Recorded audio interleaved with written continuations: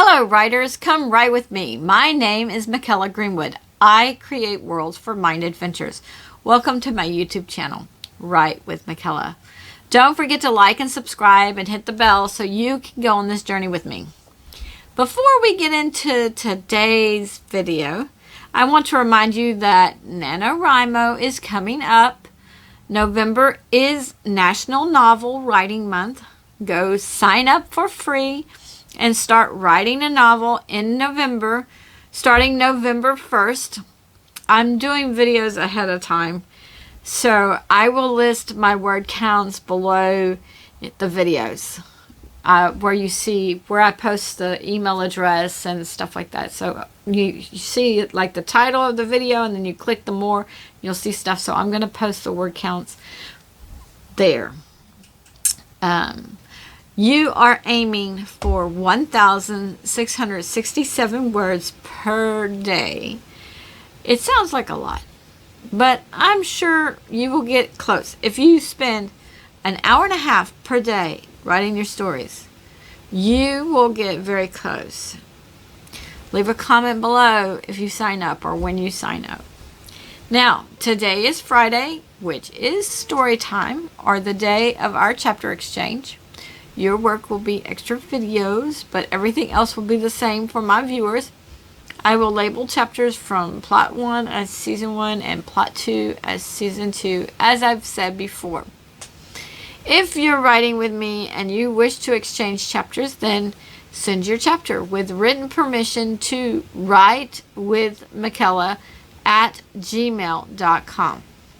I will post the email address at the end of the video. I'm looking forward to reading your chapters. Even if I can't read them all on the channel, I am still looking forward to reading your work.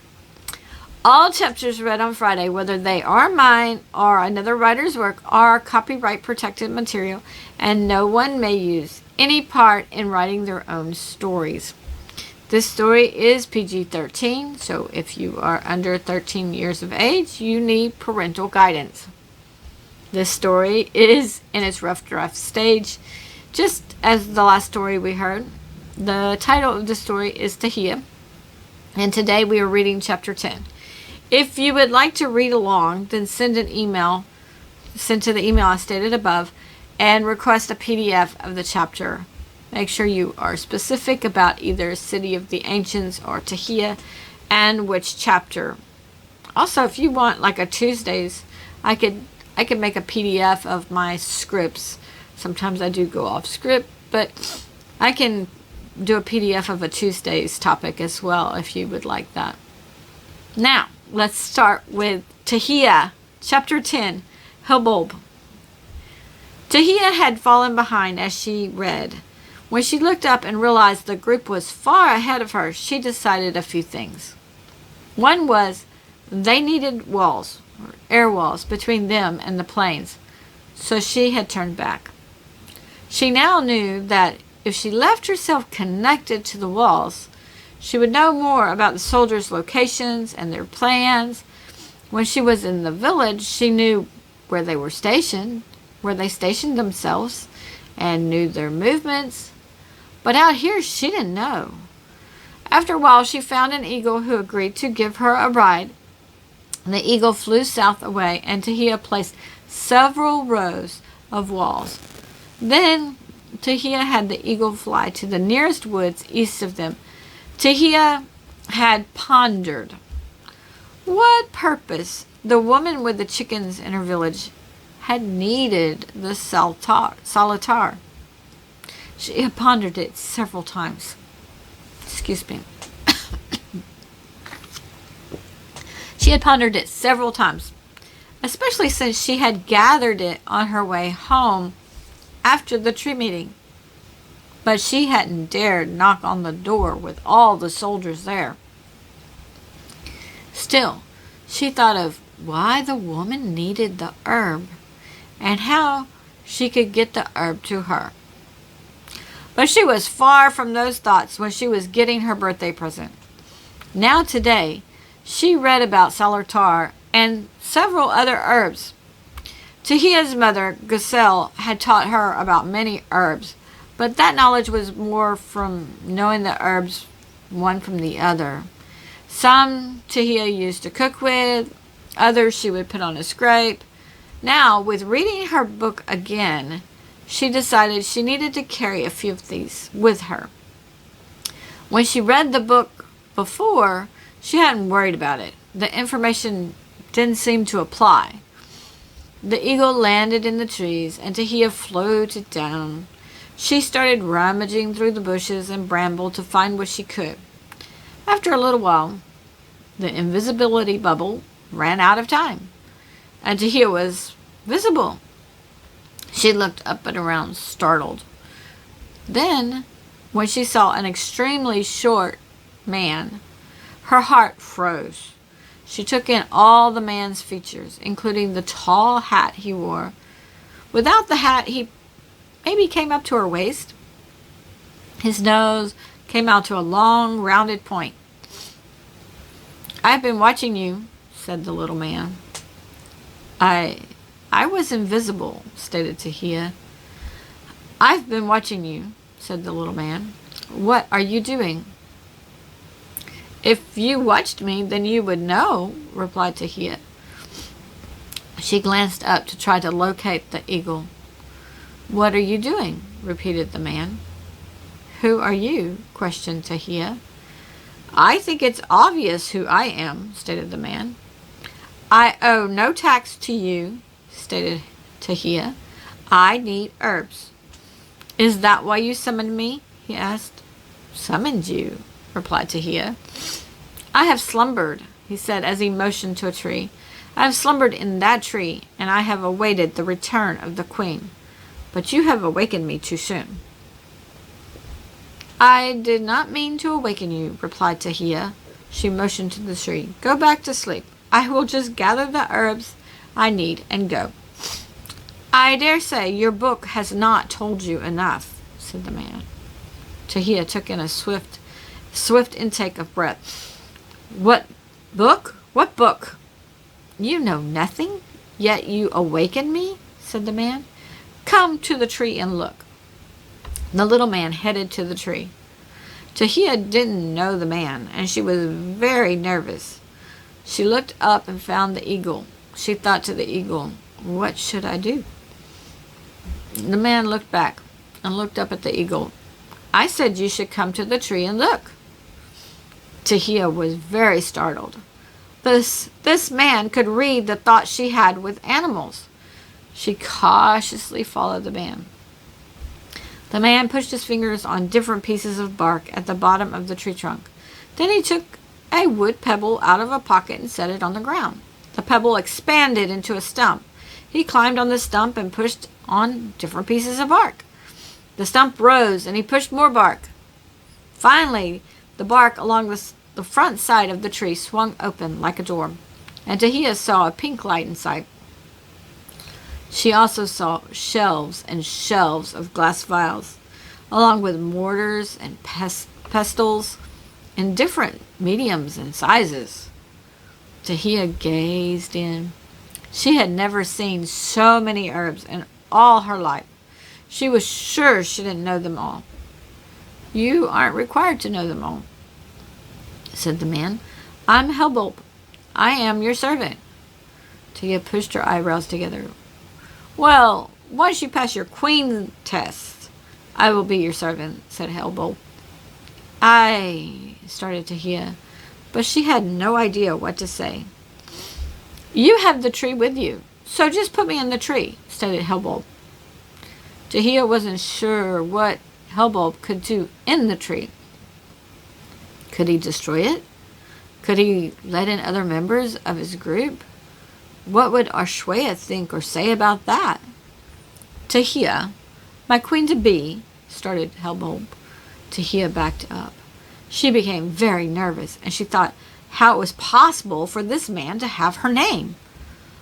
"Ah, there," said the man as he held up a finger. "First off, I am not a man. I'm a gnome, and gnomes don't exist if there is no queen. Or, well, we sleep when there is no queen. Your presence summoned me, but you are not a queen yet. So I watched you.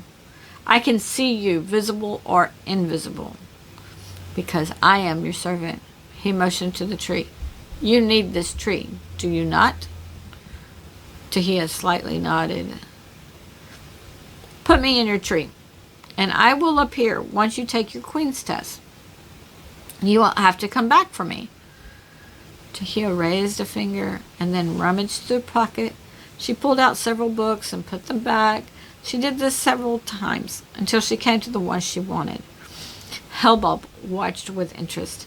He knew the queen was to receive the 13 books of witches, but it seemed that this queen-to-be already had them. How she had them, he didn't know, but that certainly explained why he felt summoned. Tajiia read a page near the middle of the book. To anyone else, the entire book looked blank. Only the true queen could read it. Tajiia saw words and pictures in the book, and now she compared a sketch to Hellbulb. Tajiia sighed to herself. "I need herbs now, not when I get in the mountains." Excuse me. Hellbulb held up one finger. "You may have one from the stash now, but the others will have to wait. The second herb will do you no good until you can use a cauldron." "A cauldron?" asked Tajiia. "You still have a lot to learn," stated Hellbulb. "I will give you the herb for the goose now, and you will put me and my tree in your tree."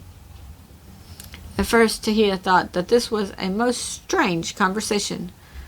Then she heard her mother tell her not to dismiss things that normal people dismissed. So she went along with Hellbulb's plan. Hellbulb gave her an herb, and then he and his stool disappeared into his tree. Tajiia raised her hand up to an olive, and she pulled the olive down from the tree. The magic sucked the tree into the olive. Tajiia shrugged her shoulders and then put down the tree with the meeting hall. She entered the meeting hall and put the olive near the column of books. Tajiia saw her book, and then she saw her mother's book. She reached her hand up to her mother's book and ran her hand down the spine where it had a Kel printed. Then she saw her mother's book, and that surprised her. The mother that raised her, Giselle, had a book here. Tajiia pulled Giselle's book down, and she stroked the cover. "Oh, Mom, I love you so much, and I need you. I found your sister." Tears started rolling down her face. Tajiia closed her eyes to her tears as she hugged the book to her chest. But she knew she needed to get back to the group. She replaced the book and exited the tree trunk. She once again grabbed the light orb, and the magic sucked the tree into the orb. Tajiia floated herself up to the tree and then made herself small enough to ride the eagle. Once she tied herself on, the eagle sailed out of the tree and back to the plains. The eagle once again landed on Artur's shoulder. He had just gone invisible a few seconds before. He yelled out in pain and then turned visible. "Sorry," said Balak. Artur pulled a piece of leather out of a pocket and coaxed the eagle on his arm. After he placed the leather over it, he glanced at Balak. "Your spell is nothing to apologize for." Next, everyone saw Tajiia, and they stared at her. Tajiia didn't know what to say. It wasn't normal for her to have people expecting her to talk. Arshwaya glanced around and realized that many wanted to know where Tajiia had been. So she said, "I'm glad you've returned to us." Tajiia motioned behind herself. "You need not tell us anything," stated Raisler hurriedly. "That's what Arshwaya was letting everyone know. We are grateful you've returned." Tajiia was fine with leaving it at that, so she just said, "Are we stopping soon?" "When the eagle goes to roost, we will stop," stated Artur. At that, the eagle flew away, but Tajiia started walking north-northeast. The rest of the group started walking with her. There were some whispers like, "Where do you think she went?" And there were shrugs of shoulders, but mentors quickly quieted them down. When they stopped for the evening, Tajiia went to the goose with the broken wing. She thought with him about the herb and it reducing the pain, but any looking on would have thought she was just feeding it. Then Tajiia stopped at the 2 witches and 1 warlock with wounds. She inquired how they were. Geerton told Tajiia that he had been treating them with herbs, and they would be okay, but they needed something stronger to neutralize the poison. When she sat down, Karmais, Telka, and Tola all went to sit with her. Ozzy and Alla soon joined them. Tajiia looked around the group. She always talked with her mother that raised her, and she missed her mother very much. But now she would talk with these witches. Wall? Asked Artur. Do you want me to? No, I'm playing later, responded Tajiia. We can tell them to leave you alone, stated Belshum, as she motioned around the ever-growing circle. Tajiia glanced up. No, that's okay. Sometimes hearing the words out loud makes sense enough, and this way people won't think I'm talking to myself. With that response, Belshum and several others sat down. Dear, talking to yourself is perfectly okay, stated Arshwaya. Just don't argue with yourself, stated Chancellor Wadkarlt. Tajiia raised her eyebrows. Then she saw Chilter. I need to know why the archers shot their own men. This, at first, startled Chilter. Then he heard these words in his mind. You will pay for that, warlock. He closed his eyes and saw his face on a handler. He saw an archer shoot the handler. Then he saw his face on another handler, and an archer was shooting that handler as well. Chilter opened his eyes and said, The current king has brewed paranoia throughout all his troops. Those handlers didn't have a chance. So, they were innocent, pressed Tajiia. Well, started Chilter. They could be, put in Arshwaya. Their motivation for joining the king would need to be evaluated. Tajiia looked at Akel. Quite a few instructions seem to be missing, but I'm trying to catch up. Akel's eyes widened as Tajiia spoke to her. You're doing well, dear. And we're all here to help you, stated Arshwaya. Tajiia looked at Balak. What made you fall back? It was a wall, stated Balak. I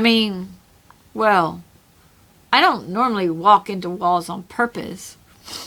Oh, so if you could see it, you would go around it, pressed Tajiia. Artur cocked his head to the side. He wasn't sure where Tajiia was going with this. He glanced at Raisler and Tharkek, and they shrugged. Balak shrugged as he looked at Varant. I guess I would try to. She looked at Mark and asked, if Balak walked into a wall and fell back, you would automatically know the wall was there. Ah, yes, I would know something was there, but I wouldn't know the size or shape of it, replied Merk. So that's a problem, stated Tajiia. The wall currently is only good for one. She turned to Balak. Would you like to walk through a wall? I would, said Ozzy excitedly. Ozzy looked at Ozzy. He glanced at Varant, who nodded his head and raised his eyebrows. So he said, I will walk through your wall. Tajiia got up and made the wall. Several walked with Balak and Ozzy around to the other side. Artur stayed sitting on the ground. He did swivel his position to gaze on at the activities. Arshwaya stopped in front of him. I'm not saying a word today, stated Artur, but I'm not missing the show either. Soon Balak walked through the wall, but Ozzy stopped because she could no longer see him. She gazed around and tried to find him. On the other side of the wall, Balak looked like a squirrel, and Tajiia was motioning in Artur's direction. Artur and several others headed over. When they got there, Tajiia asked Chilter, what if the soldiers or handlers look like that? The group gazed down while Carmise motioned Ozzy back around.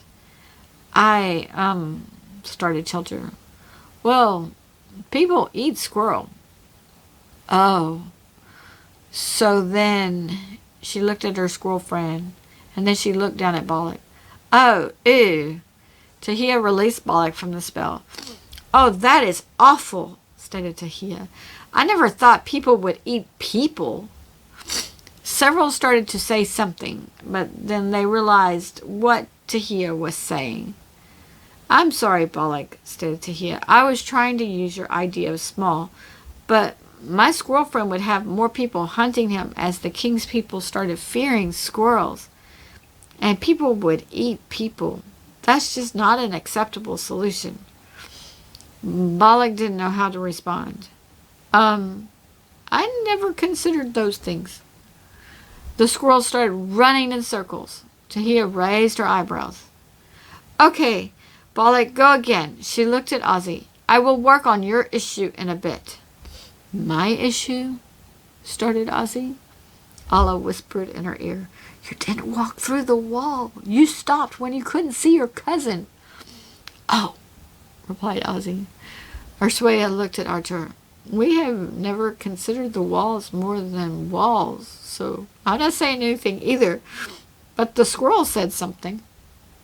Yes, the squirrel said something, and I didn't get any of it, replied Archer. The next thing they knew, several pieces of wood shot through the wall. Several people jumped back, and then everyone stared down at the pile of wood. Variant was receiving. Help me! I can't move! I'm stuck! Variant glanced at Tajiia, and it seemed like she was communicating with the squirrel. Started Arturo. Is Bollock in just one piece of wood? He glanced at Urswaya. I can't help but to ask. He shrugged his shoulders. I think so, stated Tajiia. Each piece should be a whole thing. I'm not sure we follow, stated Raisler. Tajiia grabbed her cloak, then her shirt. 1 piece, 2 pieces, 3 pieces. She looked down.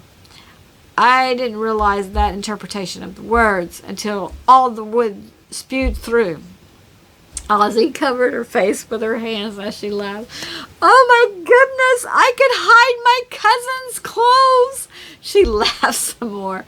Variant, thought Bollock. Don't worry, she won't do it, stated Variant out loud. Tajiia made Bollock invisible under a dome and reversed the other spell. At first, Bollock was embarrassed as he saw everyone, but then he realized they couldn't see him. He shouted, How many grains do I have? 6, shouted Carmise, as Telka shouted, Saw! They looked at each other and laughed. Tajiia looked around. She wasn't sure what was funny. Was sie dit? She stated. Bollock just dressed as quickly as he could, and he stuffed everything back in his pockets. A few seconds after he finished, the invisibility bubble over him was gone. He wondered if Tajiia could see inside anyway, but she was walking back to where she had sat before. Variant ruffled his hair. Don't worry, no one saw anything. Bollock sighed. How long do I have to keep doing all these things? As long as she asks, stated Variant. Several of us are willing to try the things, but she asks for you.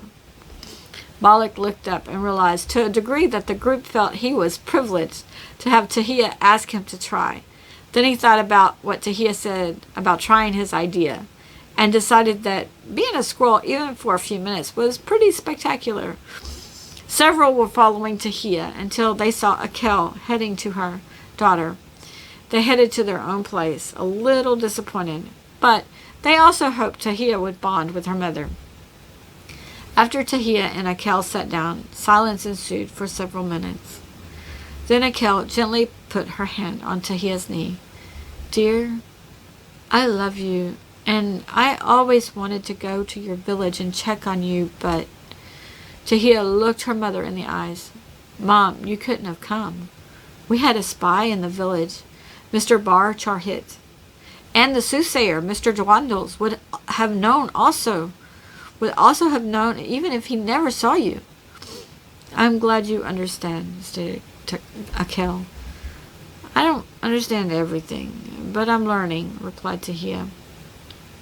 I'm glad you opened your gift, and thank you for getting me out of prison, stated Akel.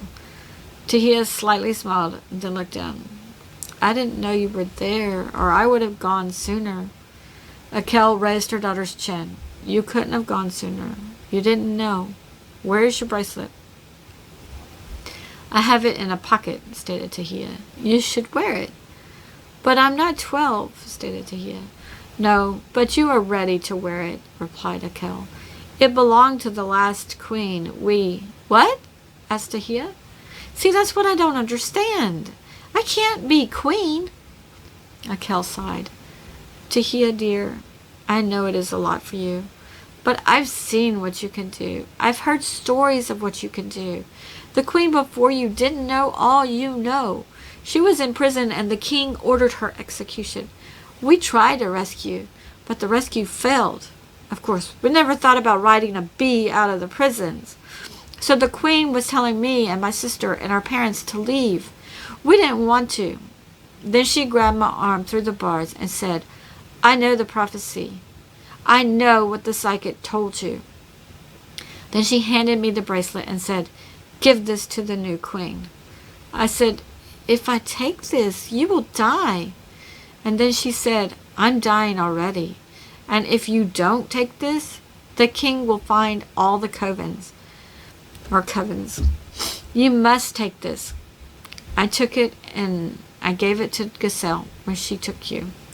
We also recovered the books she told us about, and you have those in your pocket as well.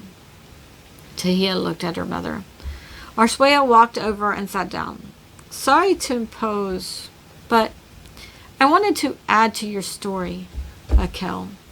Tajiia, dear, your mother tells of a time before the present king was actually in power. He was fighting to gain the power he now has. Well, I didn't know it was your mother's group who left the queen before the king executed her. I do know that the queen wouldn't have made it out. She had already sent instructions to disconnect from the bracelet, and then she sent instructions to wait to see if the bracelet made it out. Before her execution, a traitor had caught and poisoned our queen, so she would have died either way. The king was very upset when he couldn't find the bracelet after her death. So they know about the bracelet? Asked Tajiia. If they had found it in my house, they would have known what it was? Arswaya nodded. I don't even know what it is or does, replied Tajiia. But you used it and found me, stated Akel. Arswaya raised her arm and pushed her sleeve. I'm a bracelet wearer, as is Chancellor Wildcarl. Now, I doubt our bracelets compare to yours. Tajiia retrieved her bracelet out of her pocket and held it in her hand. Akel said, I have a bracelet with a single pearl, so mine is different too. I can only talk to the person wearing your bracelet. And I can talk to the leaders of covens or the queens. And Chancellor Wildcarl can talk to the chancellors, stated Arswaya. Tajiia saw just one pearl on her mother's bracelet, and she saw several pearls on Arswaya's. But the pearls on both bracelets were smaller than hers. Raisler will explain how things work, stated Arswaya. I believe your group told you about mentors and mentees. Then we have queens, and one grand queen, which will be you. Once you take your test, I will be a queen under you. I tested the highest among the queens, but from the magic I've seen you perform, I know my test will not come close to yours. Tajiia rubbed the pearls and admired the bracelet. Akel leaned over and took the bracelet, and then she unhooked it and put it around Tajiia's wrist. It looks a little big, so I'll hook it on a different link. Tajiia looked at the bracelet, and she dangled her arm down to make sure the bracelet wouldn't fall off. Tajiia looked up at Arswaya. If we had this, I wouldn't have had to send messages with birds. True, replied Arswaya. But the birds were able to get messages to the different groups. The groups with no queens or no chancellors. Tajiia slightly nodded. Arswaya and Akel left Tajiia, and soon afterward the 5 girls were sitting in a circle around Tajiia. Tajiia showed them her bracelet and told them it was supposed to be her birthday present when she turned 12 in 5 or 6 months. All the girls admired the bracelet, but they didn't talk much after that. Karmais, Tola, and Telka were realizing that Tajiia would be the new queen. And on some level, they didn't feel they could just sit and chat with the new queen.